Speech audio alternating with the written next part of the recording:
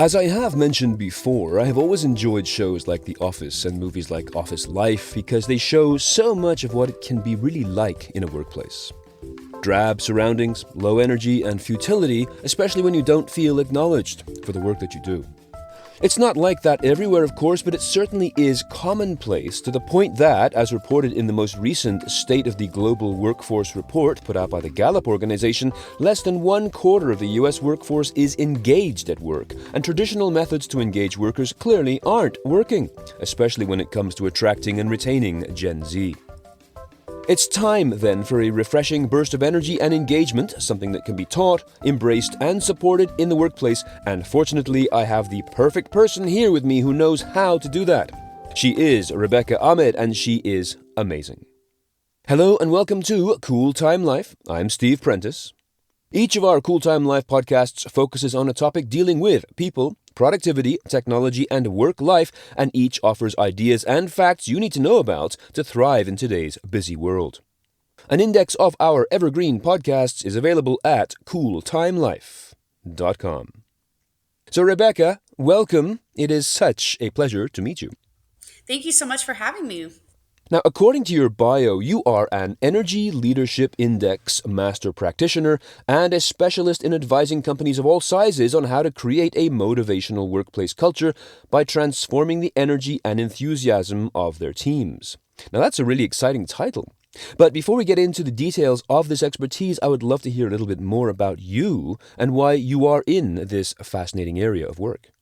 Absolutely. So my name is Rebecca Ahmed, and I like to call myself the Chief Energy Officer. And Caesars Entertainment actually gifted me that title because I was able to come in and teach energetic success principles and really shift their workplace from surviving post-COVID to thriving. And that's exactly what I do. I energize the workplace and provide reinvigorating strategies so that you can create shifts to build a motivational workplace culture. What would be an example then if a company was to bring you in? How would you revitalize and re-energize them? So I created an energetic impact index, and it shows the different phases organizations can actually select and how deep they want to go into this work. So if it's C-suite, let's say they're really trying to get the executive suite on board for something to really just bring out something different within the workplace. I would work with each of them and do an energy leadership index assessment. And this tells me how they're seeing the world. When you understand energy and it's personal energy, right? What you bring to a situation, when you see that and understand, oh, the lens I am viewing the world through is negative right now. I'm looking at everything as fearful, everything, the economy's changing. We've got the workplace changing, so many things. And if you're looking through that fearful lens, you're probably exuding that energy and your thoughts, feelings, and actions follow. And so when I work with people, I show them this is how you're seeing the world, and then this is what we can do to make shifts. Where do you want to go from that? Everything is about power of choice, right? So if you're like, I want to lead with curiosity and I want to see where we have opportunities and shift challenges to that, we can do that. If you're like, I just wear this negative energy, let's say you're in a customer facing role and your guests are constantly upset, you probably start wearing that energy. So I use these energetic success principles to teach people, you don't need to wear that jacket. Let's take it off. You can empathize, but you can release. And so there's quite a few different reinvigorating strategies I provide so that people really understand that power of choice. And I imagine that a major catharsis there is going to be their ability to be able to speak to you, right? I mean, you're sharing some really great concepts that maybe they haven't stopped to think about before. And you're also giving them a chance to talk to you as well, to maybe unload a little bit of their pent-up concerns, maybe free themselves. Absolutely. So after I explain the 7 levels of energy, which I classify into zones, then I actually lead with questions more than answers because they have the answers. Every person knows what works best for them. So my goal, and as a coach, is to ask very specific questions to help them see their blind spots. So they have those aha moments versus, oh, Rebecca told me this might resonate, this might not. It's what they find within themselves. I'm just asking questions at that point. You've been describing how you go to organizations and how you work with these individuals as groups, but do you also do one-on-one counseling or is it all group sessions? How do you deliver your expertise? No, I do a lot of one-on-one. So Gen Z is really my sweet spot. That's who I usually work with and coaching outside of organizations. I work with them obviously within organizations too. And because I understand Gen Z's language and I work with them so closely, that's when organizations who are hiring mass amounts of Gen Z are saying, help, how do we bridge these communication gaps? How do we discuss these generational differences? Because we've got boomers, we've got Gen X, we've got millennials, and now we have Gen Z. And Gen Z is really speaking a new language. They're not trying to bridge old practices. They're trying to create something completely new and innovative. And you know this because I've looked at your work and I thought that was so fascinating and so exciting to see that many generations can understand each other amongst the differences and respect where we're going. And so that's where I do a lot of individual one-on-one coaching, especially organizations want me to get with these Gen Zs before they join the organization so they have their expectations met and they can understand how to really enter the workforce. And then these students leaving universities are saying, help me before I get in because the first year I'm floundering if I don't have these tools set up for success. So that's really that sweet spot of working with both, which is pretty exciting. So does this mean, for example, if you're working with Gen Zs, are you telling them, to be prepared for old school managers or highly formalized, highly structured hierarchical organizations to things? Or are you saying, yeah, go in there and make a change and be the person that you want to be? What is the attitude that you want to create inside the minds of the Gen Zs? So usually I'm looking through their lens and saying, here's your values. Let's lead with your values and energize those values, right? So we put energy behind that. And so when you're interviewing with a position, with a leader, ask these questions to find out if they lead with your values. If not, let's look at other organizations. It's so important that they jump into an organization that they're going to officially marry, right? No matter how long you are, it's a relationship. And they go in by stating their values, stating what they're looking for, and asking questions to ensure it's in alignment. And I've had many that have turned down opportunities because they said, when I got to the third interview, they weren't in alignment and this isn't going to set me up for success. And we always find something. There's plenty of opportunities out there, but it's really that they won't even enter the organization because it's just not in a line. That's certainly something new to a lot of people, to know that they have their own career self-sufficiency, and if things are not satisfactory, even by that third interview, that there are other options out there. Just knowing that and being confident in it, that's a skill, I think. And I would say that it's not only for Gen Zers. I've worked over the years with people who are boomers, who got to senior executive positions, and then they get let go, and suddenly they find themselves lost and alone because they've created no safety net for themselves. Rebecca, I got to say, I am such a supporter of career self-affirmation. So kudos for you for that, because you give them that permission to say, no, this is not right for me. Mm-hmm. Or as I think I heard you say as well, to perhaps interview the interviewers and ask them, how can the company align with my style? Absolutely. So as opposed to saving lives, I would say that you actually create lives here. You're giving people the opportunity to live the career that they deserve to have, but to also give organizations that perfect preparation. So let me just flip this around. You work with Gen Zs, but do you also assist those who are older and more set in their ways and help them anticipate this new kind of approach? Absolutely, because you have managers that need to hire teams. And I come from talent acquisition. So when they're building out their teams, I'm teaching them, here's how to leverage cognitive diversity. Here's the communication tools that you can use when speaking to someone who is coming from Gen Z, who wants to hear how you put your values to life. And it's funny because I started, I've been in HR for over 12 years. And so naturally you coach, right? Coming from that space. And I was primarily coaching Gen X. Well, who's our Gen X kids? Gen Z. And so I am the oldest of 11. And so everyone knows this about me when they work with me. I very much, you can tell I'm that mama bear figure. And so they'll say, Rebecca, you help me with this so much. Can you work with my daughter? Can you work with my son? I would love for you to really help impact them and set them up for success because you're doing this for me on my end. And you know what? Gen Z gets it much faster. When you don't have years and years and years of experience to say, I can't make this shift, it takes longer for you to see and create that possibility. Where Gen Z will take a concept and I'll show them and they'll put it into practice immediately because they want the results quickly, right? Efficiency at their fingertips. They had the internet, they want change, they'll go for it. It's actually when you're older that you get a little bit more stuck in your ways that I have to say, like, let's get you out of this. Yeah, it's certainly, I've encountered so many people who are like that. And again, it's a personal loss, right? I mean, if you've been doing something like that for 20 years, to be told you have to change, it's more than simply just a change of habit. It's almost like neutralizing your existence to say, You know, your life to this point is now quote unquote useless because we're doing things in a whole new way. So it certainly is important to understand the fear. Absolutely. Because think about it. I mean, what's the definition of insanity? Doing the same thing and expecting different results. And when I keep hearing people say, it's just, I don't understand. I go, what are you doing? The same thing. Like, shift it up. If you want something to change, you got to make the change. Obviously, you do some amazing seminars and interviews and coaching and one on ones, and you can just pick up on your energy, and other people can pick up on it as well.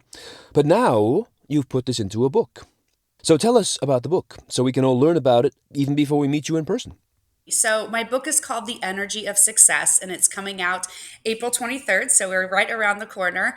And I'm just so excited because what it does is walks every person through these 7 levels of energy so they can understand them. Because the first step is understanding where you are, and then you can create shifts. So, I walk them through my 5 energetic success principles. How do you shift your own energy? In the end, it's almost like a teaser for the next book or a teaser for a next movie. But how do you shift the energy of those around you?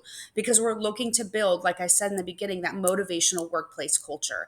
And when you look at statistics right now, we're not thriving. In fact, it's very concerning, right? Where we're at energetically. I call this an energetic crisis because people aren't excited about what they're doing and they don't know what to do and how to navigate that. And it's spilling out in statistics of relationships, right? Look at our divorce statistics. Look at our relationships with our children. Look at when you look at that wheel of life, you'll notice you have some really deficient areas. And if we start bringing these up together holistically and in harmony, you honestly, your life changes. And I know because I've done the work with so many, like thousands and thousands of people and gotten to see them thrive. And so it's the reason why my brand is even Energetic Impact is for that. And that's why I wrote this book. It's for every single person to take and say, oh, I have another option. I can wear different lenses and I can create shifts that are sustainable, not short term, sustainable within the workplace, which is the biggest difference because we're getting to the root of the problem. Okay, so now we've got a workplace here, and of course, we're doing all this being done in the context of the essentially post COVID peak period. And you've got different kinds of workplaces, including the whole notion of people working remotely, which is a term that, by the way, I'm not too fond of, but distributed teams, I think, is better. But those who are out there working from home or working from elsewhere. So, how would this apply to the hybrid or alternative working situations that people may face? Is there any difference in these two cultures, the at office culture and the elsewhere culture?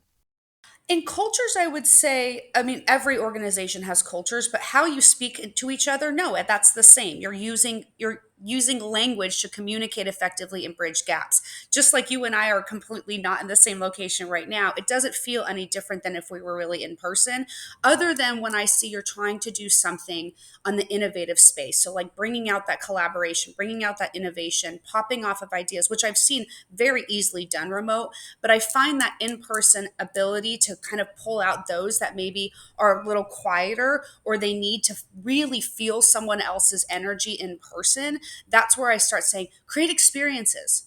Create an experience of why someone goes to the office and don't bring like crappy pizza. That's not going to do anything, right? Like get creative, get exciting, bring in a speaker, bring in an improv class, bring in something to get the juices flowing so people are really excited to connect with each other. And if you're fully, how did you say it, distributive instead of remote? Distributed, yeah, distributed, as in distributed around the cloud geographically.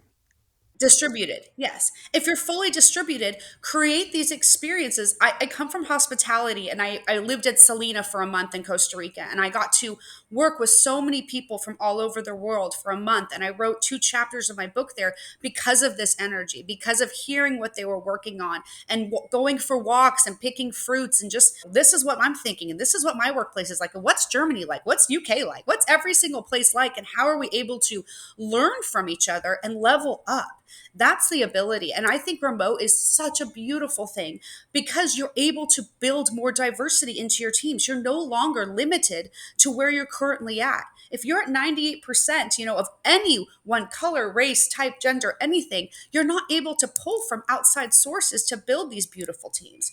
And what a great gift we received from COVID in that sense, because so many remote teams now are able to leverage different understandings, different intersectionalities, and they're building like really amazing things because that's where the innovation occurs. So that I find this very exciting. Oh, totally it is. And I mean, I think, as you know, there are those who see it and they get it. And then there are those who don't. And then there are those who resist it and fight it. So you've got a really great message, a great philosophy, and it's highly practical and pragmatic. This is not just something that is purely motivational. It's real, it's doable, and your background as well in hospitality and talent acquisition means you've got amazing grounding to make this real. That's the kind of thing that people are going to look for in terms of credibility, which I think is just wonderful. You're already a success in this area. So, can we talk, let's say, about some examples? I know that in the talking points here, you got to know how to leverage, let's say, the 5 energetic success principles to propel you into higher levels of energy. Can you give us some examples of how they can do this, how people can do this, how usable it is, and how real it is? Absolutely. My first one I want to share is leading with curiosity. And I'm starting to see this more and more come up in organizations, even if I haven't touched them, which is so exciting. Because when you're leading with curiosity, you're not leading with bias or assumptions. Yes, And when yes, you right. think about how we're communicating and even how polarized people are today, this is an opportunity to see the world through their lens. And so I recommend to every person lead with curiosity if you don't agree with something to better understand why someone sees the world the way they're seeing it so that both of you can understand and jump into each other's shoes. So that's one that I would share. And I see that so effective with communication and when your teams are not agreeing to really level them up and to get them energized to work together despite their differences because they find alignment in their values or they find alignment in understanding where each other are coming from. Another one is practicing presence. What we're doing right now, we're not multitasking. You're not on the phone as we're connecting. You're being really like clear and looking at me, and I'm looking at you, and we're talking and having a conversation. And sometimes people forget that.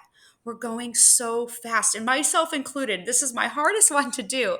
I make sure I put in meditation. I have to work out every single day because those are my moments of presence to really be with Rebecca, hear Rebecca's thoughts, hear Rebecca's concerns, breathe, and get more in tune with myself so that I can really start being creative when I'm connecting with other people or even with myself if I'm writing my book or I'm putting together, a blog piece. Like that's when I really get to be that presence factor and you see that come out in what I write. Another one is creating possibilities. Every time we say no to ourselves, like we'll create this story, say, I can't do that, or that can't be done. Yeah. And I Oh, yeah. tell anytime a person says that, I say, did you just say that's not possible? Because we can create possibilities. It might not be exactly what you think of, but coming from hospitality where everything was a yes, let me look into that. Yes, let me figure out how to do that. We were able to really see that yes factor create possibilities that never were possible before. And organizations need to lean into that, but individuals even more, right? Because if you get in your own way, how are you ever going to get anywhere? So that's really, I think that one's just really exciting to see people glow up. That's Um, fantastic. yeah, absolutely. Let's see another one. Oh, lead with love. I had a former CEO, and he put care into their values. And I looked at this care, love, interchangeable because when something happened, he never was looking to point a finger. He was always looking to understand what through the lens of love. Like, why would such a mistake occur? Because most likely there were a lot of factors that went into something that caused this organizational problem, and most likely there's reasons we can rectify that rather than just pointing fingers. And people are going, you never know what their lives are behind that workplace lens. And so giving some of that empathy and leading with love to better understand that so people feel psychologically safe to share so that you can really make accommodations or you can say this is best for you to take time to really work on yourself. I think that's so important. Let's see, which one am I missing now? Oh, detach, the principle of detachment. So I shared a little bit early. If you have negative energy coming at you, it's quite easy to wear that as a coat. But for leaders, a lot of times, because you're a leader, your team's going to ask you a million questions, and you could easily give them answers, and you could tell them exactly where you want to go and how to do it. But what a missed opportunity to teach them to grow and to solution orient. And you might find something that works so much better. We're constantly changing. Technology is evolving. By asking versus giving, you detach from your own end solution and you allow your team members to grow. So those are just 5 examples, and I share a ton within the energy of success so that people can really see, oh, this is how this person put it into play. And I even have it at the end of every chapter. What were the key takeaways? What were those answers? Where did you go in circle? So that you're starting to get kinesthetically involved. I was trying to think of every type of learner writing this book, and I'm kinesthetic, so I need to write out and do it. But some people can read it, and then some people need to listen to it. Some people need to be visual. So I really made sure that the book hit all lenses so that people could learn from it however they decide to learn. The messages are so powerful and, again, so immediately useful. So now, would you say this is applicable to any type of organization, or do you focus this on a particular size or type of organization? Could this be done for sole proprietors, solopreneurs? I just want to sort of see that people who are listening can make sure that what you're talking about here can apply to any situation that works for them. These principles can be used anywhere, right? And that's what the beauty of using these tools is the energy of success is because everything bleeds through. You're not just one person at work versus one person at home versus one person with your friends. You are who you are. And when you bring these forward, you will see yourself elevate. And energy is the modern day currency, right? So you can have plenty of money, you can have time, but if you don't have the energy to accomplish what you want, to really pull through your goals, you're never going to do it. And that's the beauty of this because you're like, oh my gosh, I feel so much better. My thoughts are so much more focused and my actions follow. And that's why it's so powerful. And that's also why it's sustainable. This is so much a much needed opportunity to break through that barrier of that's how we've always done things and see the tired but accepted approaches to work, which becomes that kind of drudgery. As you said, this is why people are so dissatisfied with their workplace. So I think to end this off, because you've given us so much amazing knowledge and insight already, I'd like to ask you just for some advice. What advice would you like to give to our listeners? Because we get some really good comments back from people who listen to the expertise from the guests we've had on the show here. And what would you say that they should take away from this in hearing you describe your service? So if I were to give them advice, first I would always say lead with curiosity. What's coming up for them and what are they looking for? Are they looking for more clarity around their values? Are they looking for confidence and don't understand, oh, values are tied to that confidence level and that comes from me energizing that. So get curious on what your ask is. And then let's understand the energy. I would say take an energy leadership index assessment. It's on my site and I can walk you through that because when you understand how your energy is helping serve you and where it's not, and you can make shifts very quickly that are sustainable so that you have more energy to accomplish your goals. This is that huge weight off your shoulders. That's taking away that pain that's in your belly. That's that lower back problem you're carrying because energy comes out in all these ways. So it's not even like just emotionally elevating, but physically you'll say, holy cow, Rebecca. And because you will exude so much constructive energy, people want to come around you. You'll notice it quickly. It's just as like wildfire as negative energy. So I always say, choose the one that's more constructive because you're going to have a lot more fun and it's just going to be easier. And who doesn't take the win, man? Like we don't get them all the time. So that's what I would say is lead with curiosity, seek to learn and grow and select what you're looking to do and then understand your energy so you can start making quick changes and say, wow, this worked it works so quickly for me. Let me share it with everyone else. What a gift. Well, that certainly has come through. The energy has come through in this interview, and I really have enjoyed this. So all I really want to say to conclude the session is thank you, Rebecca Ahmed, for being here today on the Cool Time Life podcast. Thank you so much for having me and sharing your energy with me. It was such a gift, so thank you. So once again, Rebecca Ahmed was my guest today. She's an award-winning speaker, business consultant, and Energy Leadership Index Master Practitioner. And her new book is called The Energy of Success. Power up your productivity, transform your habits, and maximize workplace motivation. Published by Wiley in April of this year. You can learn more about Rebecca at her website, which is energeticimpact.com. If you have a comment about this podcast, please feel free to drop me a line through the contact form at cooltimelife.com. A full listing of our past episodes is available there as well. I update and maintain them regularly so that the concepts do not get dated. So check them out and download whatever feels good. And if you feel that you are getting value from this series, please do leave a review and tell just one person about us or mention us on social media. And if you want, you can support us on Patreon as well. Contributions from our listeners allow me and my team to spend more time researching and preparing our podcast series. So if that feels fair to you, please visit patreon.com/Steve Prentice. Thanks for listening.